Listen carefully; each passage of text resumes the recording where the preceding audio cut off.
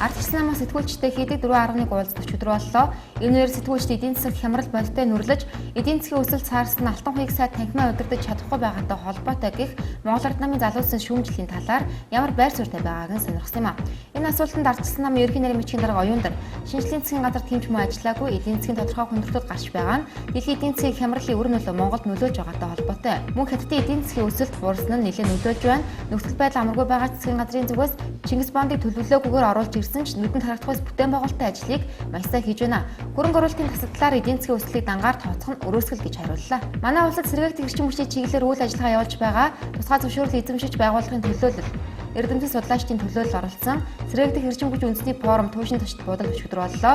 Үндэсний форумаар сэргээгдэх эрчим хүчний хөгжлийн цаашдын хэтийн ба ойрын төлөвлөгөөний талаар ярилцаж, тулгарч байгаа саад бэрхшээлийг хэрхэн яаж даван туулах талаар санал солилцжээ. Монгол Засгийн газар зам тээврийн яам энэ он 6 аймгийн төвийг Улаанбаатар хоттой хатуу хүчилтэй замаар холбох зам барилгын ажлын төлөвлөгөөтэй ажиллаж байна.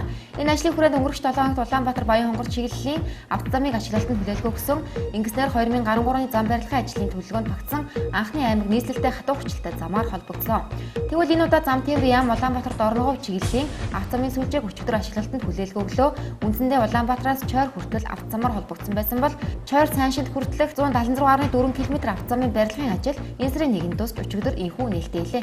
Уулуурхайн салбарт хөрөнгө оруулагчдын Discover Mongol 2013 олон улсын чуулга уулзалт өчигдөр эхэллээ. 11 дахь жилдээ болж буй чуулга уулзалт 2 өдөр үргэлжилэх юм а. Энэ удаад 10 гаруй орны төлөөлөгч гээд нийтдээ 500 гаруй хүн оролцохоор бүртгүүлсэн байна. Өнгөрсөн жилүүдэд тодорхой сэдвийн хүрээнд илтгэл танилцуулга хийж, засгийн газрын цаг сэдвээр уулуурхайн салбарт баримтуулж буй бодол хэрэгжүүлж буй төсөл хөтөлбөрийн талаар санал бодлоо илэрхийлж байсан бол энэ жил 5 сэдвийн хүрээнд илтгэл хэлэлцүүлж санал солилцох юм байна.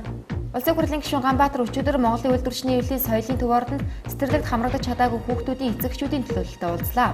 2013-аас 2014 оны сургуулийн өмнөх боловсролын цэцэрлэгт 156,648 хүүхэд суралцахаас төрийн өмчийн цэцэрлэгт 160,201, хувийн цэцэрлэгт 25,438 суралцсан байна. Сургуулийн өмнөх боловсролын хамрах сургалт өнгөрсөн онд 77.6% байсан бол энэ жил 78.6% байгаа юм байна. Одоогийн байдлаар цэцэрлэгт хамрагдаж чадаагүй 80 гаруй мянган хүүхэд байна гэсэн тооцоо гарчээ.